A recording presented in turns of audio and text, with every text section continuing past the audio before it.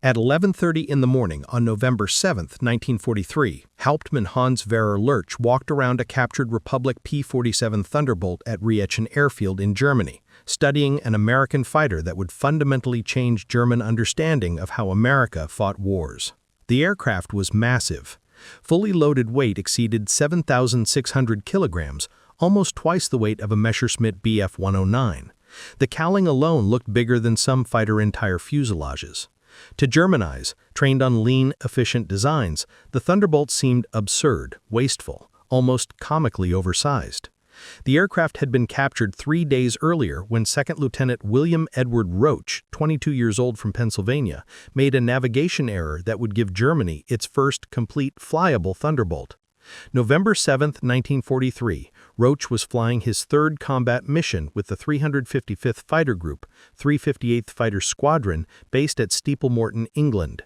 The mission that day was completely separate from the large 8th Air Force bomber operations targeting Well and Huron, while 112 B-17 Flying Fortresses from the 1st and 3rd Bombardment Divisions attacked those targets with escort from 283 P-47s from the 4th, 56th, 78th, 352nd, and 353rd Fighter Groups. Roach's unit flew a different mission entirely. The 355th Fighter Group was assigned to escort 9th Air Force B-26 Marauder medium bombers attacking German airfields at Montdidier and Moulins in occupied France. These were tactical strikes against Luftwaffe bases separate from the strategic bombing campaign. The 358th Squadron launched 12 P-47s for this mission. Roach was flying a spare aircraft, the backup position. If any primary aircraft developed mechanical problems, he'd replace them in formation. If all aircraft functioned properly, he'd return early to base. 10 minutes after takeoff, Lieutenant John Lanier's P-47 developed engine trouble. Oil pressure fluctuated. Engine temperature climbed above normal limits. Lanfear couldn't continue. He radioed that he was aborting and returning to Steeplemorton. Roach moved up from spare position into Yellow Flight's number 4 slot. He was now committed to the full mission. The weather over northern France that morning was brutal. Thick cloud layers extended from near ground level up to 20,000 feet. Visibility inside the clouds was near zero. Outside temperature dropped to minus 15 degrees C at altitude. Ice formed on wings and canopies. Navigation relied entirely on instruments, dead reckoning, and radio compass bearings. There were no visual reference points, just gray clouds in every direction. The B-26 bombers attempted to locate their targets, but conditions were impossible. The mission commander decided to abort. The bombers jettisoned their loads over water and turned for home. The escorting P-47s turned with them. That's when the real problems began. The return flight encountered severe headwinds that hadn't been in the weather forecast. Wind speeds exceeded 100 miles per hour at altitude, blowing directly from England toward France. The P-47s were fighting massive headwinds while trying to reach home. Fuel consumption rates skyrocketed. Aircraft that should have had comfortable fuel margins suddenly faced critical shortages. Yellow Flight descended through the clouds for the return trip to England. Roach lost visual contact with his formation in the thick overcast. He flew by instruments, maintaining what he believed was the correct heading for England. When he broke out of the clouds at 8,000 feet, he expected to see the English Channel. Instead, he saw French farmland. The Disomvilles had blown him far off course. His fuel gauge showed maybe 40 minutes of flying time remaining, not enough to find England. He spotted an airfield below with grass runways and buildings. It looked like a British advanced landing ground. Roach decided to land, refuel, and continue home. He circled once, lowered landing gear and flaps, and made a smooth landing. A jeep met him and led him to a parking area. Roach shut down the engine and opened the cockpit. That's when he saw Wehrmacht soldiers carrying rifles approaching his aircraft. He'd landed at Carpique Airfield near Cannes, France, a Luftwaffe base. He'd flown straight into enemy territory. The German soldiers pulled Roach from the cockpit. Within hours, he was on a truck to a prisoner of war camp. Within a day, he was at Stalag Luft 1 near Barth, Germany, where he'd remain until Soviet forces liberated the camp in May 1945. 3 other pilots from the 355th Fighter Squadron were lost that same day, all from the same fuel exhaustion problem caused by the unexpected severe headwinds. The squadron lost 4 aircraft total from one mission. An unusually high loss rate for a mission with no enemy contact. No combat damage, just weather and navigation errors that turned a routine mission into a disaster. For the Luftwaffe, Roach's capture was extraordinary luck. They'd from Documeniles had been fighting P-47s for months, but had never captured one intact and flyable. German pilots had shot down dozens of Thunderbolts, but crashed aircraft were usually too damaged for useful evaluation. Burned wreckage revealed little about how the aircraft was actually built. This capture was different. The aircraft was perfect, engine damaged, structure intact, systems complete. Even the fuel tanks and ammunition were still in place, though empty. The captured Thunderbolt, serial number 4222490, nicknamed Beetle with squadron code YFU, stayed at Karpik for 2 days. Luftwaffe ground crews photographed every detail and documented all markings. They painted over the American stars with German crosses and painted the nose cowling yellow, the standard Luftwaffe marking for captured aircraft warning anti-aircraft gunners not to shoot. The Thunderbolt was then flown to Rechlin, Germany's primary aircraft test and evaluation center. Rechlin, officially Erprobungsstelle, had been testing German prototypes and captured Allied aircraft since 1926. By 1943, approximately 4,000 personnel worked at the facility, evaluating every aspect of aircraft performance, structure, and systems. The P-47 evaluation began immediately. German engineers had been fighting Thunderbolts over France and Germany for months. The aircraft looked ungainly, flew like trucks at low altitude, and turned like cargo planes. But they kept coming back with battle damage that should have been fatal. Pilots who should have been killed by flak or cannon fire returned to base with holes in wings, fuselages riddled with bullets, engines damaged and still flying, and there were always more of them. Every week, American formations grew larger. Every week, more Thunderbolts appeared. German engineers needed to understand why American aircraft were so difficult to destroy. The answer was in the details of this captured Thunderbolt. Hauptmann Hans-Werner Lurcher was Reuchlin's senior test pilot. He'd flown over 100 different aircraft types by 1943, including multiple captured Allied fighters. He was methodical, experienced, and highly skilled. On his first walk around the Thunderbolt, he noticed the size. German fighters were compact. The Bf-109's cockpit was so tight that tall pilots couldn't fly it. The Thunderbolt's cockpit was enormous. A pilot could stretch, adjust position, even stand halfway up if needed. Lurcher started the Pratt & Whitney R2800 engine, 18 cylinders in 2 rows, air-cooled, displacing 46 liters. The radial engine fired with a deep rumble that shook the entire aircraft. German fighters used inline, liquid-cooled engines that ran smooth and refined. This radial sounded crude, almost agricultural, but it ran perfectly. Temperature stable, oil pressure correct, no vibration. Lurcher taxied to the runway. The Thunderbolt felt heavy, sluggish. He advanced the throttle and began his takeoff run. The aircraft needed nearly 500 meters of runway. German fighters needed half that distance. Once airborne, Lurcher climbed to test altitude. Below 15,000 feet, the Thunderbolt felt exactly as German pilots had reported: heavy, poor turn rate, mediocre acceleration. Every maneuver required planning. There was no instinctive flying, just brute force physics. But above 20,000 feet, something changed. The turbocharger engaged fully. Power increased dramatically. The engine that seemed crude at low altitude suddenly became efficient and strong. Lurcher pushed the throttle forward and felt genuine acceleration. He rolled into a dive. The Thunderbolt dove faster than any fighter he'd flown. The heavy airframe that seemed like a liability became an advantage. Building speed quickly and holding it through the dive, he pulled out and climbed vertically. The Thunderbolt maintained energy through the climb. Above 25,000 feet, roll rate was excellent. Controls that felt mushy low down became crisp and responsive. Lurcher flew for 40 minutes, testing every maneuver. When he landed, his initial assessment was clear. The Thunderbolt was built differently. Everything about it contradicted German engineering principles, but it worked, and understanding why it worked would reveal something important about American strategy.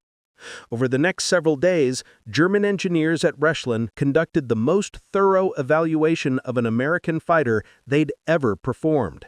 Every system was examined, every component was measured, every design decision was analyzed. The evaluation team included structural engineers, propulsion specialists, armament experts, and aerodynamics analysts. They worked methodically through the aircraft from nose to tail. The first revelation came from examining the structure. German aircraft were masterpieces of weight optimization. Every component was engineered to minimum weight while maintaining adequate strength. Messerschmitt and Focke-Wulf engineers calculated stress loads with extreme precision. They used the thinnest aluminum that could handle expected forces. They spaced structural members as widely as possible while maintaining rigidity. They eliminated every unnecessary gram. The result was light, efficient, fast, and agile. The Thunderbolt represented the opposite philosophy. The fuselage structure used aluminum sheet metal nearly 2 millimeters thick, where German practice used 1 millimeter or less.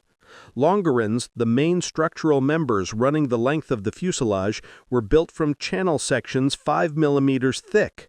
German longerons typically measured 3 millimeters. The former's, circular frames giving the fuselage its shape, were spaced 30 centimeters apart.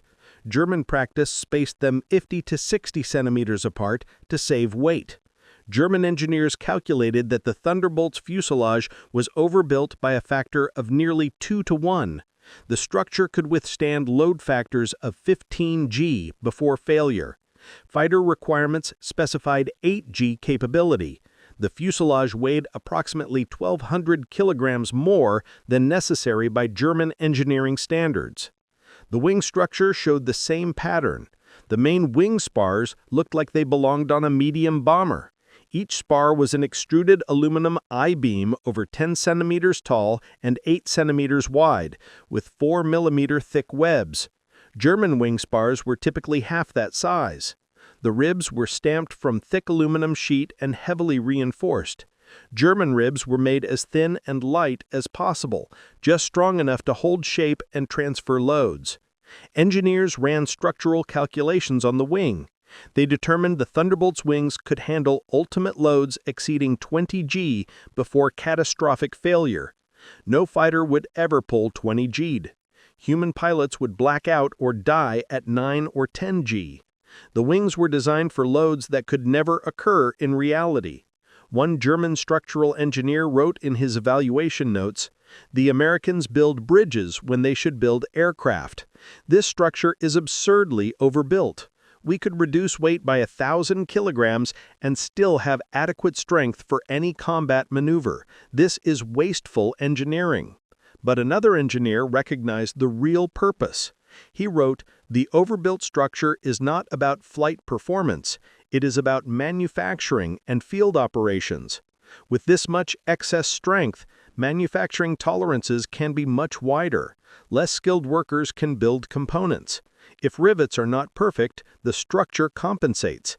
If welds are slightly defective, the excessive strength means they still hold. Battle damage that would catastrophically fail our lightweight structures is survivable here. The Americans are not designing for maximum performance. They are designing for mass production by unskilled labor and battlefield survival." That insight explained much of what German pilots had reported from combat. Thunderbolts returning to base with battle damage that should have been fatal. Wings with dozens of holes still generating lift. Fuselages riddled with cannon fire, still maintaining structural integrity. The overbuilt design meant damage had to be extraordinarily severe before causing catastrophic failure. The empty weight specification showed this clearly. The Thunderbolt weighed 4,450 kilograms empty. For comparison, a Messerschmitt Bf-109G weighed 2,700 kilograms empty. A Focke-Wulf 190A weighed 3,200 kilograms empty. The Thunderbolt was 65% heavier than a Messerschmitt 109 and 40% heavier than a Focke-Wulf 190. That weight penalty directly impacted climb rate, turn rate, and acceleration, but it provided massive structural margins that kept pilots alive. The second discovery came from the engine. The Pratt & Whitney R2800 and radial engine weighed over 1,000 kilograms by itself. German engineers preferred inline, liquid-cooled engines because they were more aerodynamic and efficient. Radial engines were considered old technology. German engineers ran the captured engine on a test stand at full power for extended periods.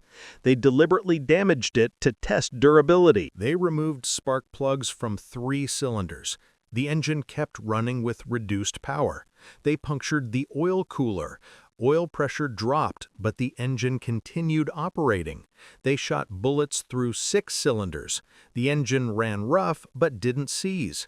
A German inline engine, with its liquid cooling system, would fail immediately from coolant loss. Radiator damage meant engine failure within minutes.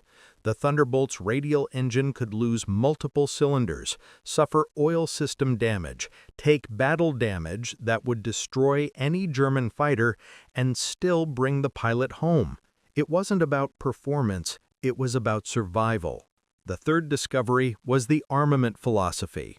8 50-caliber Browning M2 machine guns, 4 in each wing. Total ammunition capacity, 3,400 rounds, 425 rounds per gun. That was nearly 20 seconds of continuous fire. German fighters typically carried enough ammunition for 5 seconds of firing time. American doctrine wasn't about precision, it was about volume. German pilots trained for years learning deflection shooting and gun sight discipline. American pilots received months of training and learned combat tactics in the field. So Americans compensated with ammunition. Miss the first burst? Fire again. Keep shooting until something hits. 8 machine guns were far easier to manufacture than cannons. The ammunition was simpler, cheaper, produced in enormous quantities. The entire system was designed for mass production and minimal training requirements, not engineering excellence. Every system in the Thunderbolt prioritized industrial efficiency over technical perfection. It was heavier, simpler, tougher, easier to build, easier to maintain, easier to fly, easier to repair. It wasn't the best possible fighter.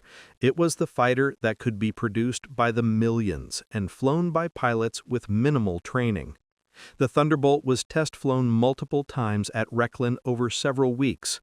Each flight revealed the same pattern. American engineering focused on production capacity, not aircraft performance. German engineers documented everything.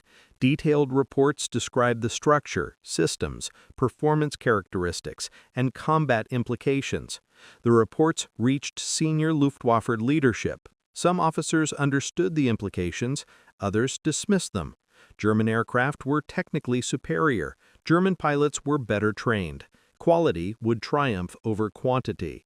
But combat results told a different story. After testing at Wrecklin was complete, the captured Thunderbolt, now coded T9+FK in German markings, was transferred to a special Luftwaffe unit called Zirkus Rosarius. The official designation was 2nd Stabsverband Oberbefehlsschade der Luftwaffe. It was commanded by H.P. Theodor Rosarius. Zirkus Rosarius had one mission: demonstrate captured Allied aircraft to frontline Luftwaffe units.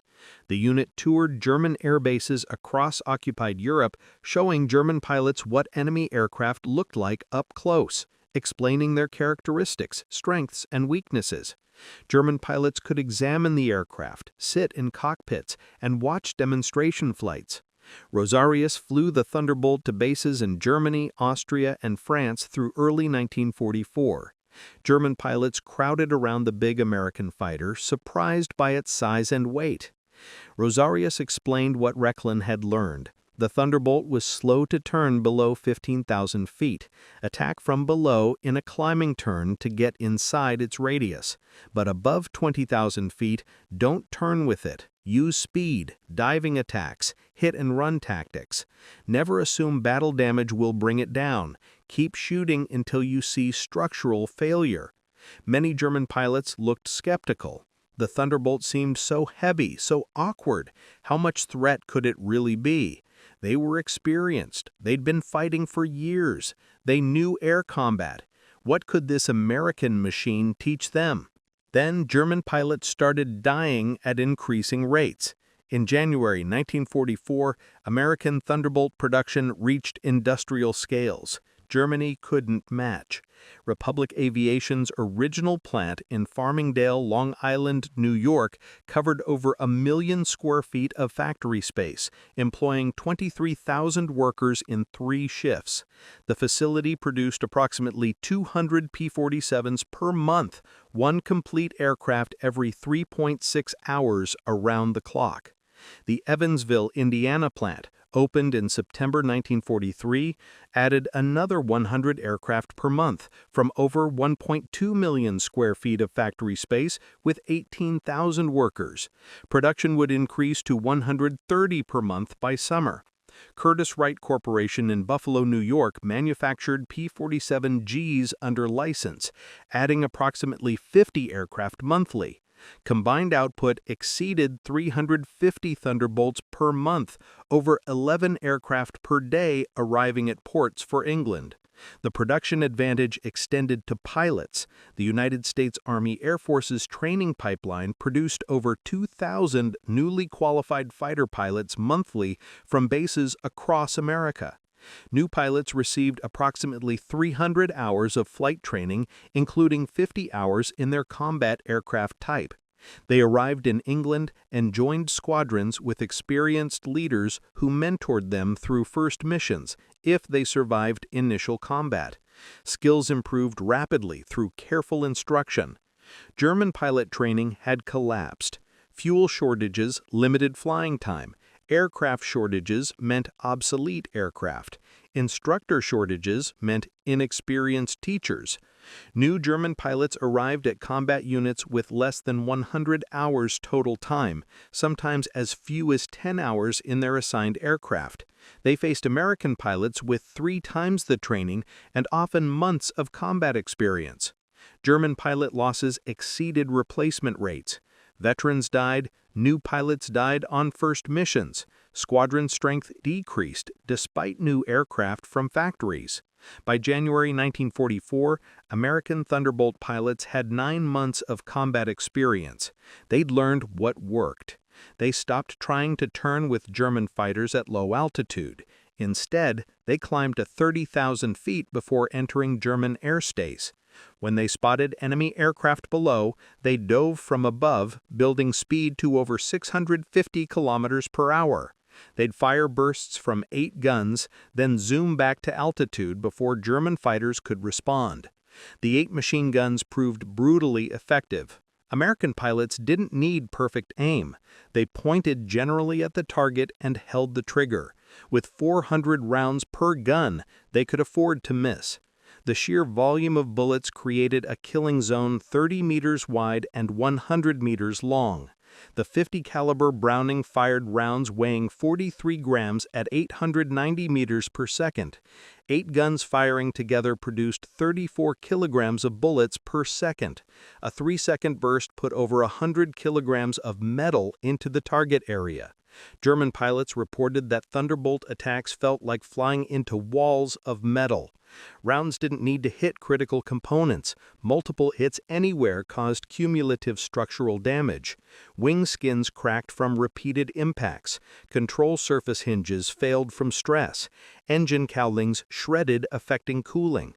Fuel tanks leaked from near misses, rupturing seams. Cockpit impacts stunned pilots even when armor stopped penetration. The psychological impact was severe. German pilots who dominated air combat for years suddenly felt vulnerable. The Thunderbolts attacked from above with overwhelming firepower. German pilots couldn't climb fast enough to meet them.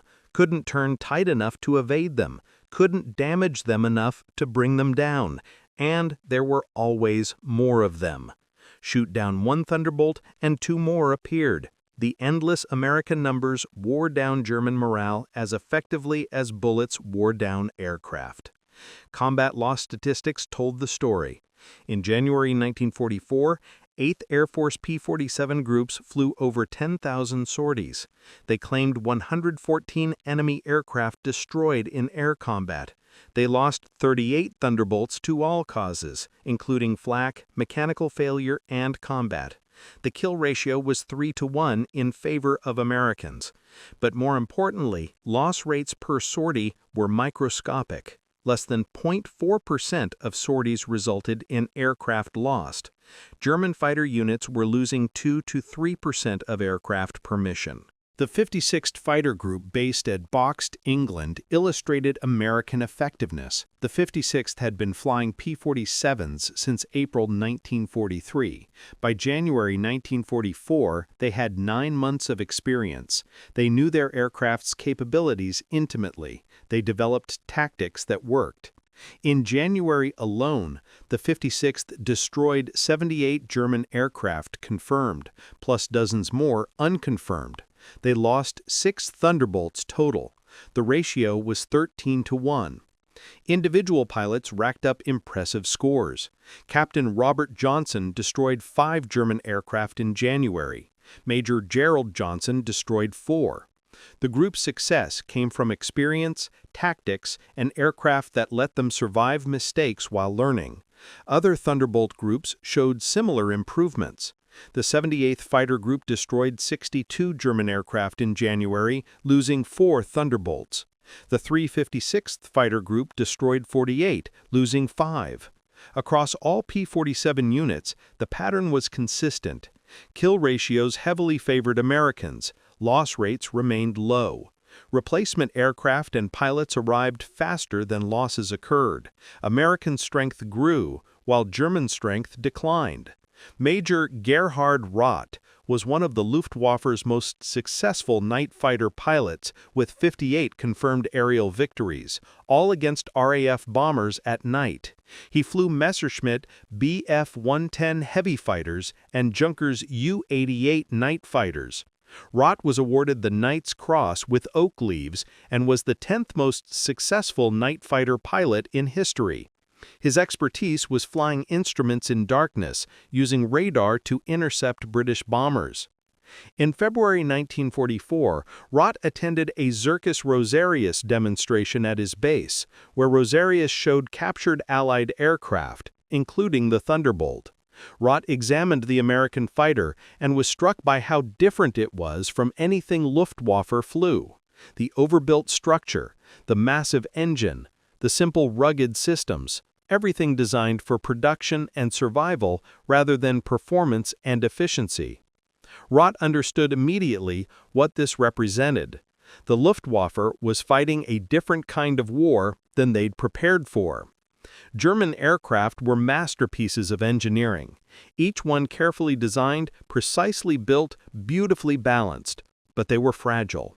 When hit, they failed catastrophically, and there were never enough of them.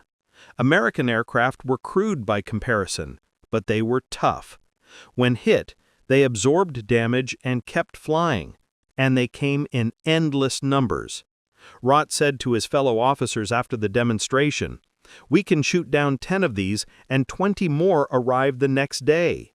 That's the real problem, not the aircraft, the production system behind them." German pilot losses accelerated through winter and spring 1944. In February, Luftwaffe fighter strength on the Western Front dropped 12% despite new aircraft from factories.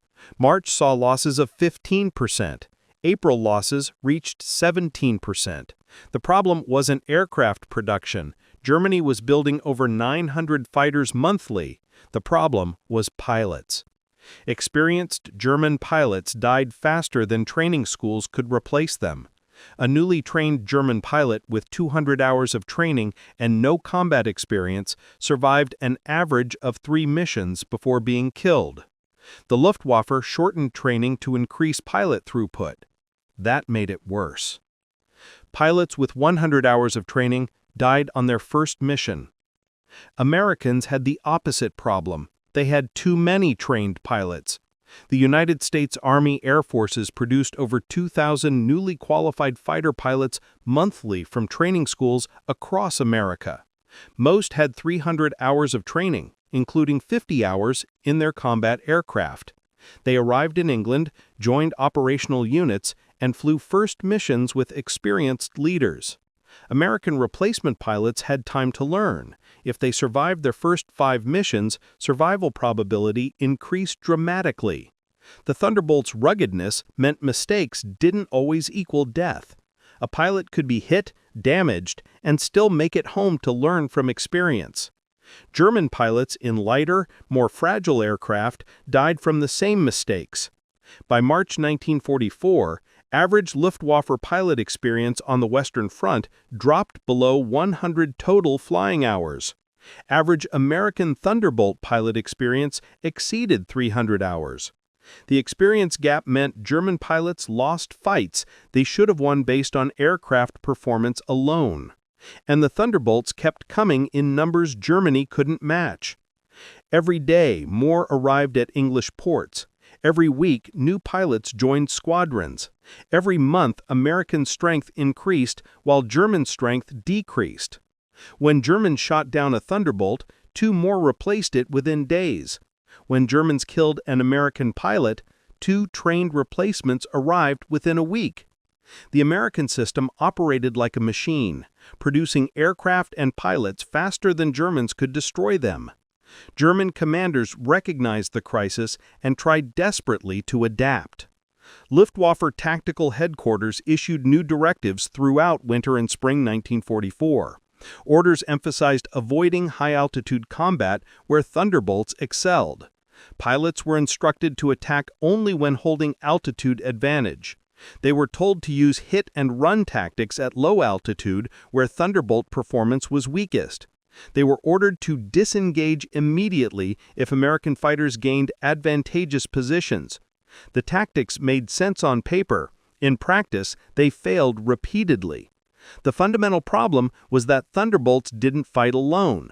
They operated in formations of 16 to 48 aircraft with excellent radio communication and coordinated tactics.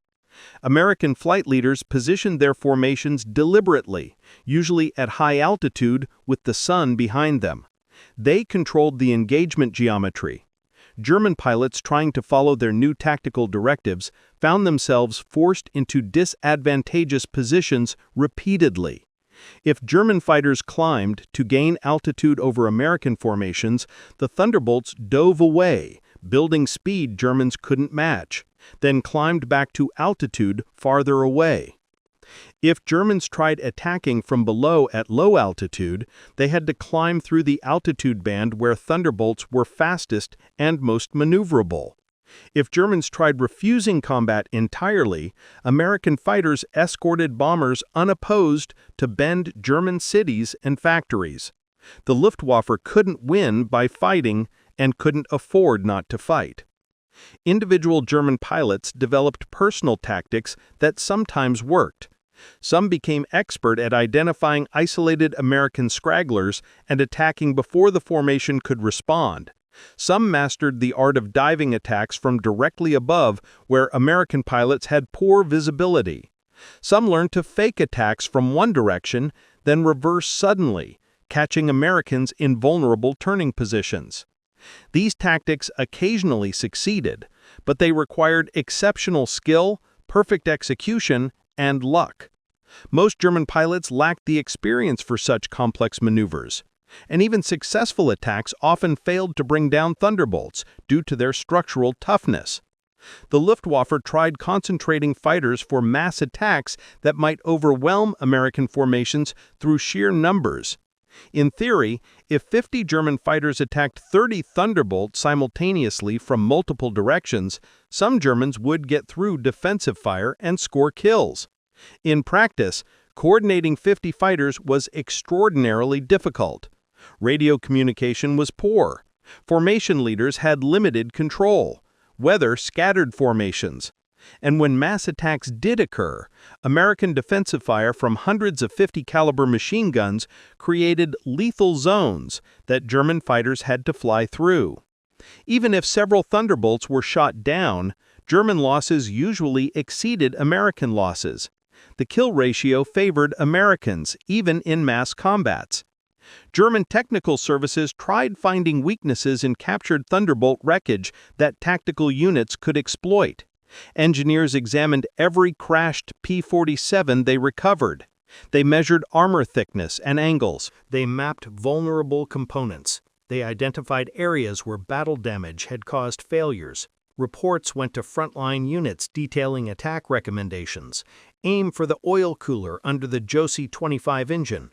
Target the control linkages in the tail section. Fire at the wing root where control cables ran. Hit the turbocharger ducting that wrapped around the fuselage.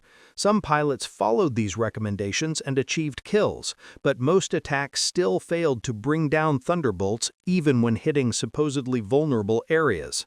The overbuilt structure meant that damage to one system rarely caused catastrophic failure. Oil cooler hits?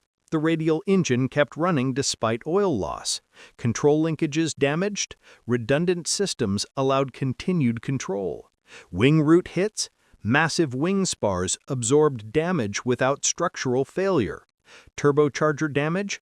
The Thunderbolt could fly without the turbocharger, just at reduced altitude performance. The captured Thunderbolt at Wrecklin and later with Circus Rosarius provided German pilots and engineers extensive knowledge of the aircraft's characteristics, construction, and capabilities. That knowledge helped to some degree. German pilots who'd examined the aircraft up close and understood its systems were more effective in combat against it. But knowledge alone couldn't overcome the fundamental imbalance. Germans understood what they faced. They just couldn't produce enough fighters or train enough pilots to counter it. Quality knowledge couldn't defeat quantity production. By March 1944, the Luftwaffe was losing the air war over Germany itself. American bomber formations struck deep into German territory with heavy fighter escort. German fighters attacked and sometimes inflicted heavy bomber losses. But escort fighters destroyed German defenders faster than training schools could replace them. Every major air battle reduced German fighter strength. The Luftwaffe was bleeding to death while American strength grew. The captured Thunderbolt, transferred to Circus Rosarius, continued demonstration duties through mid-1944. Rosarius demonstrated it dozens of times at bases across Germany. He emphasized characteristics, warned about capabilities, showed German pilots attack methods. But fewer pilots came to demonstrations, not because they weren't interested, because there were fewer pilots. Losses exceeded replacement rates. The Luftwaffe was bleeding experienced veterans. Records show the captured Thunderbolt was last seen at Leipzig-Brandes Airfield in August 1944. After that, documentation disappears.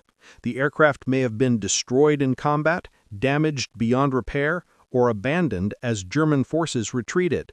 American investigators searched for it after the war but found no trace. It vanished into the chaos of Germany's collapse.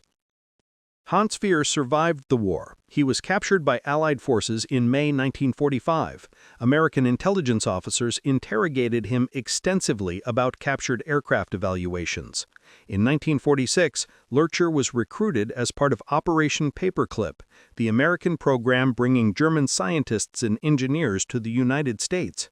Over 1,600 German technical personnel were relocated to America between 1945 and 1959. Lurcher was sent to Wright-Patterson Air Force Base in Ohio, where he worked until 1968, evaluating aircraft and training test pilots. He became an American citizen and spent his career studying aircraft performance. In the 1970s, he wrote a memoir titled Luftwaffe Test Pilot, Flying Captured Allied Aircraft of World War II. In his memoir, Lurcher devoted an entire chapter to the P-47. He wrote that flying the Thunderbolt was his introduction to American engineering philosophy. Americans didn't build aircraft to be perfect, they built them to be good enough, then built thousands of them. He'd initially thought it was crude engineering. Years later, he understood it was brilliant strategy. William Roach remained at Stalag Luft until Soviet forces liberated the camp in late April 1945. He returned to the United States, left the military, and worked as a commercial pilot. He rarely discussed his capture. When asked, he'd say he made a navigation error that gave Germany their first complete Thunderbolt. But by the time they figured out what it meant, America had already built 10,000 more, so it didn't matter much.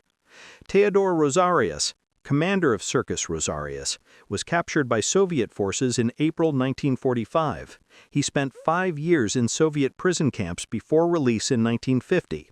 He returned to West Germany and worked as an aviation consultant until retirement. He died in 1979. Before his death, Rosarius gave an interview to a West German television program about his wartime service demonstrating captured aircraft. He was asked what lesson he learned. Rosarius said they showed German pilots Allied aircraft to help them understand enemy capabilities. But after the war, he realized they taught the wrong lesson. They showed pilots how to fight American fighters one-on-one. They should have shown them the factories, because the real threat wasn't the aircraft. It was the production system that built them. You could shoot down 100 Thunderbolts, and it didn't matter because 150 more arrived that week. That's what Germany was fighting. Not pilots, not aircraft, the whole American industrial machine. And there was no tactical solution to that problem. The P-47 Thunderbolt became the most produced American fighter of World War II. Republic Aviation built 15,683 Thunderbolts between 1941 and 1945. Production came from 3 facilities, approximately 9,000 from Farmingdale, New York, 6,200 from Evansville, Indiana, and 354 P-47Gs from Curtiss-Wright in Buffalo, New York.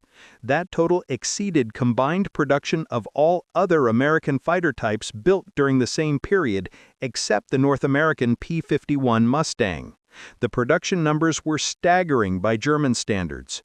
Germany's total fighter production for all types combined from all manufacturers peaked at approximately 1,500 aircraft per month in summer 1944. America was building more P-47s alone than Germany built fighters total. And America was simultaneously producing thousands of P-51 Mustangs, P-38 Lightnings, F-6F Hellcats for the Navy, and numerous other aircraft types. The industrial capacity gap was insurmountable. Thunderbolts equipped 51 fighter groups in the United States Army Air Forces. They served in every theater where American forces operated: Europe, Mediterranean, Pacific, China, Burma, India. They flew from England, Italy, France, New Guinea, Philippines, China, and island bases across the Pacific. The aircraft proved adaptable to every climate and every type of mission. Pilots flew them in sub-zero temperatures over Germany and in tropical heat over the Philippines. Mechanics maintained them in primitive jungle conditions and modern European airfields. The simple, rugged design functioned everywhere. Combat statistics validated the design philosophy. Thunderbolts flew over 546,000 combat sorties during the war. In air-to-air combat, they destroyed more than 11,000 enemy aircraft. Ground strafing attacks accounted for another 9,000 enemy aircraft destroyed. Ground attack missions also destroyed thousands of locomotives, trucks, tanks, and rail cars. The overall kill-to-loss ratio was 4.6 to 1, 6 to 1, meaning nearly 5 enemy aircraft destroyed for every Thunderbolt lost. Loss rates averaged 0.07% per mission, less than 1 aircraft lost per 1,000 sorties flown. Those statistics represented more than numbers. Each sortie was a pilot's life at risk. Each kill prevented enemy attacks on American forces. Each ground target destroyed reduced enemy combat capability. The Thunderbolt's battlefield impact was enormous. In the European theater, Thunderbolt ground attacks systematically destroyed German transportation infrastructure. Locomotives couldn't move, trucks couldn't supply frontline units, tanks couldn't advance without fuel. The Thunderbolt's effectiveness as a fighter-bomber was arguably more valuable than its role as an air superiority fighter. Pilot testimony overwhelmingly praised the aircraft's survivability. Robert Johnson, who scored 27 aerial victories flying Thunderbolts with the 56th Fighter Group, survived an engagement where German fighters hit his aircraft over 200 times with cannon and machine gun fire. His engine was damaged, his controls were shot, his fuselage was riddled with holes, but the Thunderbolt kept flying and brought him home. Johnson said after the war that no other fighter would have survived that level of damage. The Thunderbolt's toughness saved his life. Francis Gabareski, who scored 28 aerial victories in Thunderbolts to become the top-scoring American ace in Europe, said the aircraft's roomy cockpit and comfortable controls let pilots fly long missions without excessive fatigue. German fighters were cramped. Pilots developed cramps and circulation problems on missions longer than 2 hours. The Thunderbolt's spacious cockpit let pilots fly 4-hour missions comfortably. That endurance advantage allowed Americans to escort bombers to distant targets and maintain combat effectiveness throughout long flights. Hubsky, who commanded the 56th Fighter Group through most of its combat operations, emphasized the Thunderbolt's maintainability. He said crew chiefs could perform major repairs at forward airfields with basic tools and minimal parts. Aircraft damaged in morning missions could be repaired and flying again by evening. German fighters required specialized tools, trained technicians, and parts from central depots. Repair times were much longer. The Thunderbolt's maintenance advantage multiplied American numerical superiority because damaged aircraft returned to service faster than enemies could inflict losses. The Thunderbolt wasn't the best fighter of World War II, but it was the fighter that could be built in sufficient numbers to overwhelm technically superior opponents. Sometimes adequate but abundant beats excellent but rare. If you found this story as compelling as we did, please take a moment to like this video. It helps us share more forgotten stories from the Second World War. Subscribe to stay connected with these untold histories. Each one matters, each one deserves to be remembered, and we'd love to hear from you. Leave a comment below telling us where you're watching from. Our community spans from Texas to Tasmania. From veterans to history enthusiasts, you're part of something special here. Thank you for watching, and thank you for keeping these stories alive.